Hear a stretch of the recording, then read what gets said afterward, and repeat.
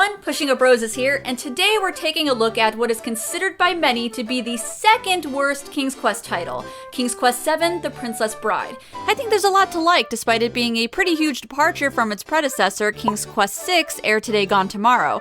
In this review, I'm going to go over the positives and the negatives, and like any self-respecting adult woman on the internet, I will also be expressing my affections for this game through mocking it. It really does make for one of the most riffable games I've ever played. We start out with a little musical number sang by Debbie Siebert. Grow up, young lady, that's what they all say. Okay, enough, I'll paraphrase. Rosella doesn't want to get married, she wants to be free to go on adventures, but her mother, Valanise, insists that she's getting older and should marry some rando named Prince Throckmorton. Prince Throckmorton? Mother, he's so boring. And yes, this is the same Rosella as the one in King's Quest IV. Just a little more whiny. There are so many things I haven't done yet. I want to have fun. And she only has 4 fingers.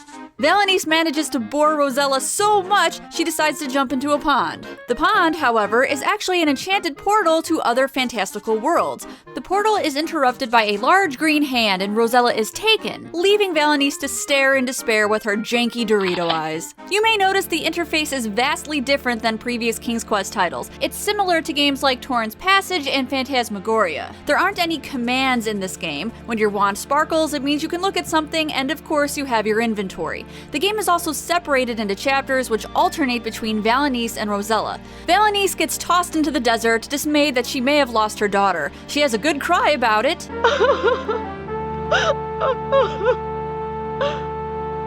But she gets over it pretty quickly, and that's when you can start the game. While Valanise is farting around, breaking pots in desert caves, and consorting with ghosts and dealing with mutant scorpions, Rosella gets pulled into a troll community. I think she makes a stunning-looking troll, but she's not too happy. I'm a troll. How can I be a troll? I'm not a troll, am I? I feel like this is what happens when a person on the internet realizes they're a troll and has to come to grips with themselves. I'm a troll? I'm not a troll, am I? I can't believe I'm a troll.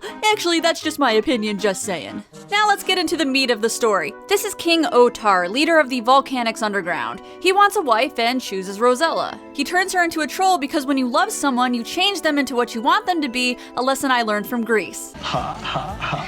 In this chapter, we meet the villain of the game, Militia. She's kind of a mix between Maleficent and Jafar. We learn that she wants to make a volcano erupt with the king's help and kill everyone in the land of Eldritch, which consists of several different townships including the desert, the Volcanics Underground, Ugaboo Land, Falderal, the Bountiful Woods, the Swamp, the Weir Woods, and Ethereia. I really have no idea why Militia wants to kill everyone. No idea what her motive is. She's just evil and wants to be forever alone, I guess. Oh, a village here, a township there. Who's going to miss them? Matilda, the king's assistant, suspects you might not be a troll. I was just looking into this pool, and then I saw this. Baloney, little girl. You're trying to steal the throne of the underground. Usurper, usurper! But soon recognizes the perils of Rosella, and they come up with a plan to turn her back into a human while figuring out why King Otar has been acting weird. In this chapter, you have to collect ingredients to help you turn back into a human through a series of inventory puzzles and find a way to the next level of Eldritch. Once you do, you get a quite literal cliffhanger, and Chapter 3 starts. This chapter sees Valanise escaping the desert and discovering the Bountiful Woods, one of the most beautiful places in the game. All is not well, as the guardians of the woods, Addis and Ceres, have been turned into a stag and a tree. Tragic. I'm going to go slog into some mud. Don't worry, you can't actually die in this game, at least not to the point of having to restore. There are plenty of amazing death scenes, but you always get a chance to try again. I'm pretty sure this mechanic spawned due to people criticizing the previous games for having too many ways to get into an unwinnable state. I don't mind it personally, but some seasoned adventure gamers don't like it, because fuck change, everything should stay the same all the time and never evolve. In general, I like to have fun and not get stuck for months on end with a single puzzle, not knowing if I fucked myself over, so I appreciate the mercy. Valanise also discovers the land of Falderal. In this land, everything is silly, punny, and nonsensical. The most unfortunate thing about Falderal is Fifi la Yip Yap. I, Archduke Fifi la Yip Yap, do order it. You are a stranger here and you have no business in the town of Falderal. There's also a Chicken Little character in this chapter whose voice can perforate thousands of eardrums within a 100-mile radius. The sky is falling! The sky is falling! Oh my god. I always liked Falderall as a little girl, and I liked helping a lot of the characters, like Fernando the Bull and this mock turtle who owns the faux shop. Also, nice reference to the guys from Andromeda and Cedric the Owl. Or should I say, Mordak. At one point, a big old piece of cheese falls from the sky and into the town's fountain. Oh man, moldy cheese? How can one resist? Let me just grab it. Blast! I can't reach it. Wow, you really can't reach that? Oh wow, some money on the floor! Damn it! Try reaching out for it, using your hands.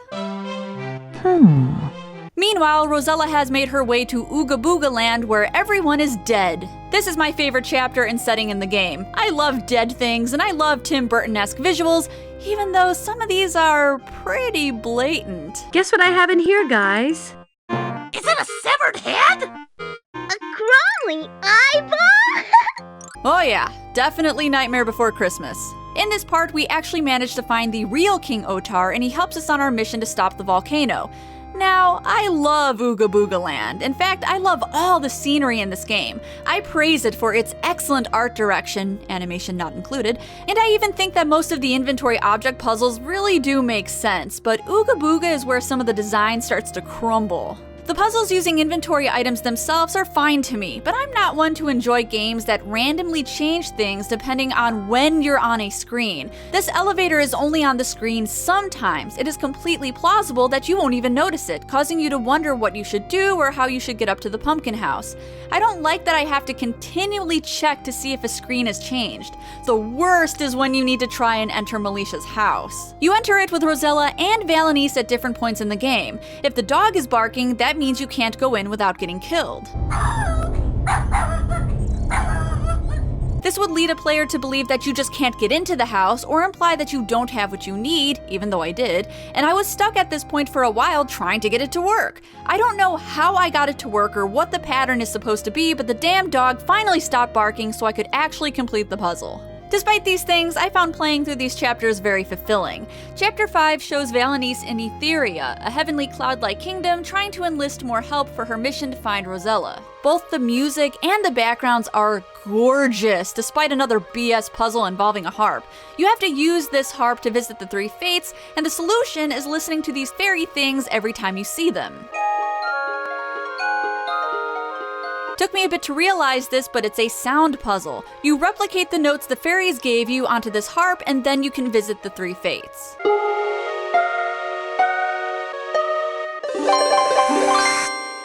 So, what do you do? I sever the fates of women and men. That's nice. This chapter has one of the coolest characters, the Dreamweaver.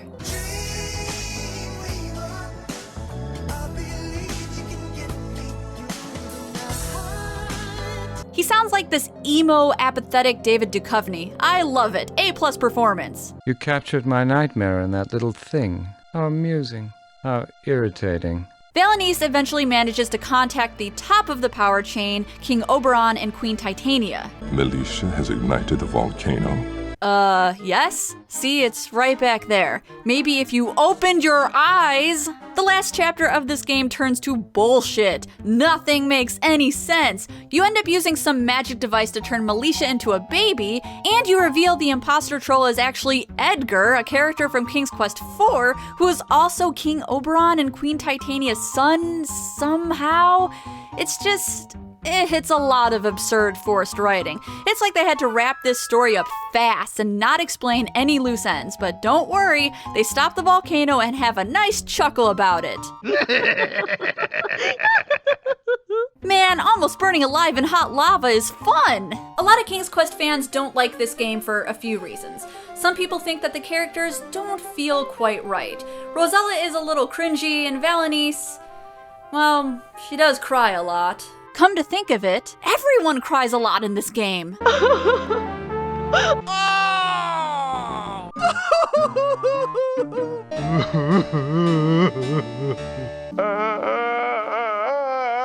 think Rosella in King's Quest VII didn't quite fit how we saw her in King's Quest IV, but I do appreciate her rebellion against forced marriage, and look at that swagger! I find Valanise okay in terms of her character. Previously, she was simply the object of King Graham's affection. No development, no real personality to speak of. I think she's quite regal in this game, and I do like how she's depicted, much more so than Rosella. I think it's nice that Valanise finally got her chance at doing her own adventuring without any help from King Graham.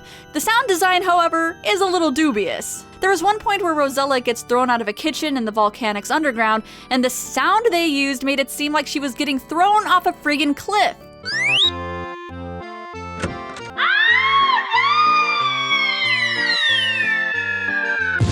And there's just odd choices here and there, inappropriate sound bites and unfitting lines.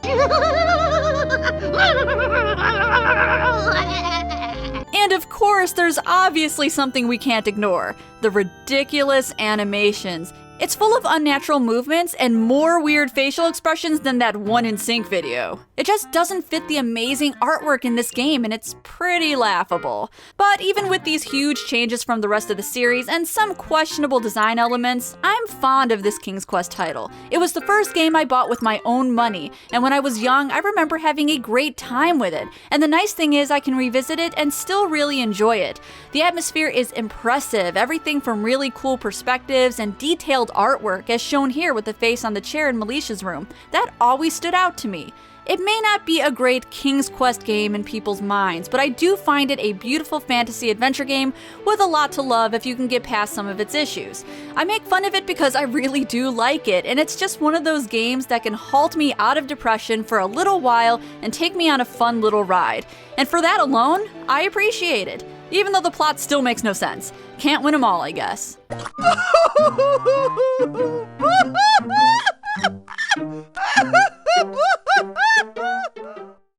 Hey everyone, thanks for watching my review on King's Quest VII: The Princeless Bride. I have a feeling opinions on this game are going to be pretty divisive.